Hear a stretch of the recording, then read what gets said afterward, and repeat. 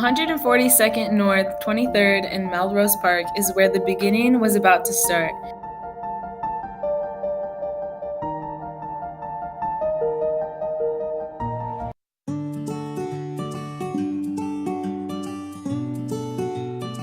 Joseph Fabiani and Mary Mara were born in 1900. Mary lived with her happy family in Chicago at the time.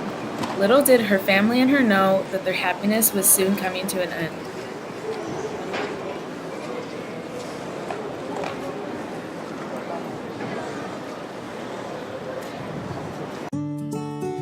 In 1911, Henry Jarsdorf was welcomed into this world. About 3 years later, his future wife Barbara Bennett was born in 1914. As they both grew up living in completely different places, yet to finally meet each other, they were born very happy children.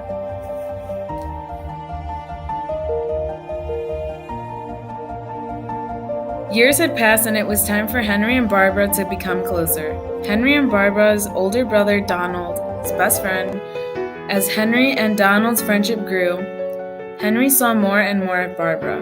As he saw Barbara grow, Henry started having feelings for her. He watched her jumping rope and started falling in love with her at 13. Yet she was only 11. Eventually, he knew that she was the girl for him.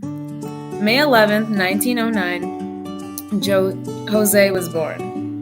Later on, Candelaria was born on February 2nd, 1929.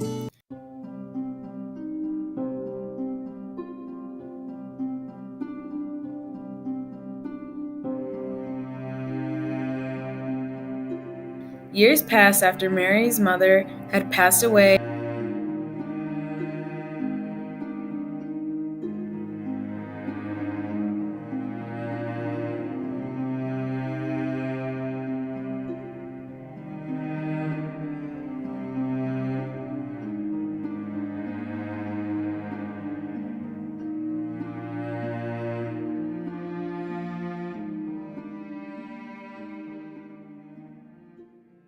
And her father eventually remarried a woman who was very mean to her and her siblings. His wife starved the children and beat them and would lie about doing so to Mary's father. One day, she had physically abused Mary so severely that she had told her husband that Mary had fallen down the stairs. Gussie, Mary's older sister, said that her stepmother was lying and told her father that his wife had been beating Mary and the other children for a long period of time. After their father was told of his wife's behavior, he confronted her and punched her in the face. Gussie took Mary away from the house, and at some point Mary and Joe found each other. Candelaria's father had recently gotten remarried, and his new bride was the sister of Candelaria's future husband, but she had not known how letting that man into her life would change everything. When Candelaria went to visit her father, Jose was visiting his sister as well. Jose told his sister that he was in love with Candelaria and that he wanted to take her back to America for a better life and to marry her. His sister lied for Candelaria and brought her to the States. When Candelaria arrived in America, she did not have a clue what anything was, nor what the language people were speaking. All she knew was Spanish. Henry and Barbara got engaged at 17 years old and got married at 19 on August 26, 1933. About 2 years had passed and the happy couple started their own family. They had 4 beautiful children. The first, Henry, which they called Butch after he came, Carol, then Linda, and finally Paul.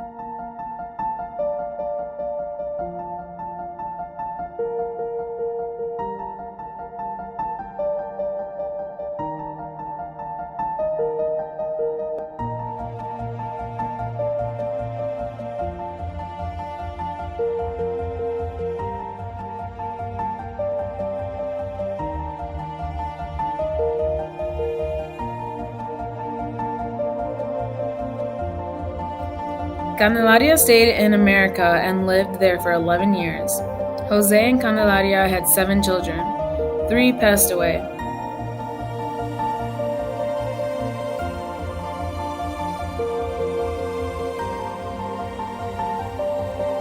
Jane Murillo of the four survived. She had 3 other ones after Jane with her second husband, but they all passed away. When Candelaria married her second husband, she had 2 boys and a girl. Mary and Joe began their family that would lead them to have 7 children, starting off with Violet. After her was Billy. He played guitar with Nat King Cole in Melrose Park in the 40s. Joe was 3rd. He was the big boss of Borg Warner Factory. He helped thousands of people. Florence was the 4th. She worked and worked and worked. She was a workaholic. Lillian was the 5th. She left high school because she wanted to be a beautician.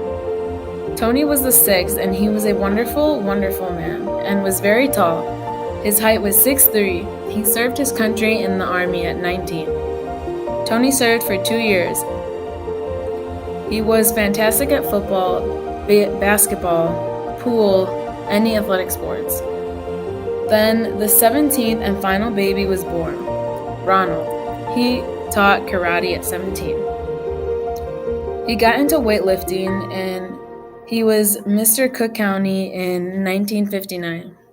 He taught private lessons to bouncers, police officers, bodybuilders, people that protected others. Linda Jarstorff was in her last year of high school, and she had a friend in Ron's homeroom introduce Linda. Linda's art teacher told her that there are so many other better, smarter, and cuter guys to go out with besides him. They fell in love pretty quick, but never got engaged. Ron got a notice to get drafted into the military, so they got married before he could enlist.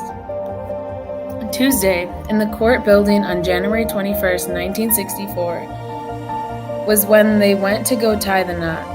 They had a son exactly 11 months later. Ronald Mario Fabiani was born December 17, 1964. Ever since he was a baby, they would put him under the Christmas tree with a bow on him to pretend that he was a present. Jane met Joseph Murillo's sister. First, they were not close, but they eventually became closer. Jane was invited to her house and met Joseph that night. He asked her to call him, and she did, and they used to go out dancing with his sisters. She did not know if she really liked him then. Well, after he asked her to move in with him, and she did.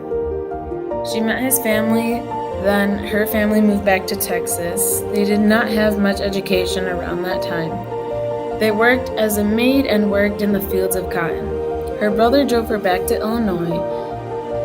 She had thought he was always this white guy. At the time, she had a boyfriend and did not even talk to Joseph. She called him, and his sister answered and explained to her that Joseph was not home, and his sister thought that he was her, but he was not. She never thought much of any of it. They would bump into each other and go out. They dated for about 4 months, and she eventually moved in with him.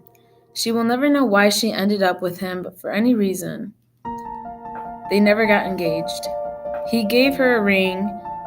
He said, "What do you think if we got married?" And she said that she didn't know. They went to get a license. By then, they had a baby, Nancy. She was a year old, and they went to downtown Chicago and got married. He did not even tell his sisters nor the rest of his family. His mom kept asking when they are going to get married. It was time to tell the truth, and his family really wanted them to get married in a church.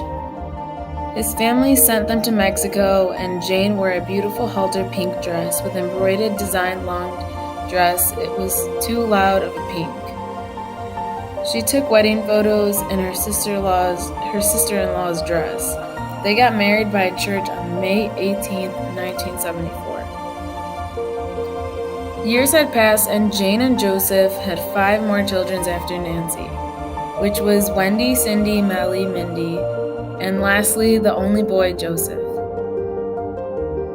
Dolores Cunningham gave birth to Daryl. on April 20th, 1969. At the age of 12, his mother and Frank, her soon-to-be husband, got married on April 20th, 1981, on his birthday. From that day on, Daryl did not call his stepdad anything but Dad. His biological father was not much in the picture, but Frank was everything Daryl could ask for as a dad.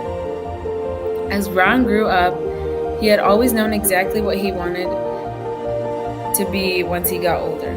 Finally, his dream became his reality.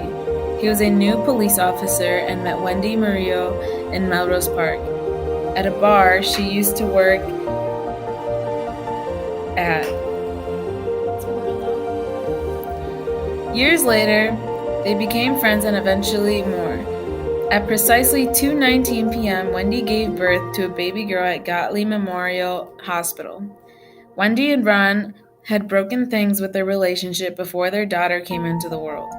They promised each to love and care and to protect their daughter forever. Daryl had just been working at the Sears Tower in Chicago as a security guard in 2004. Wendy had been working at BB Sports clothing store for a while. Her and Daryl crossed paths and began sharing interests. They noticed how much they had in common and started to date.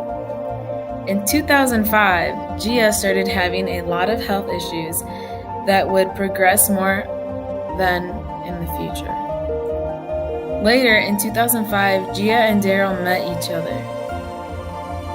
Their bond had become very strong in the year. Gia had started calling him Dad, and she now sees him as not as a person but as family.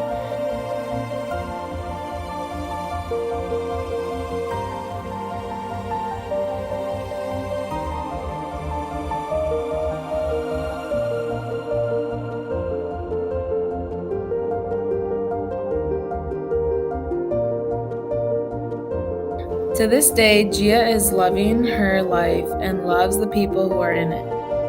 She has an amazing family and great friends.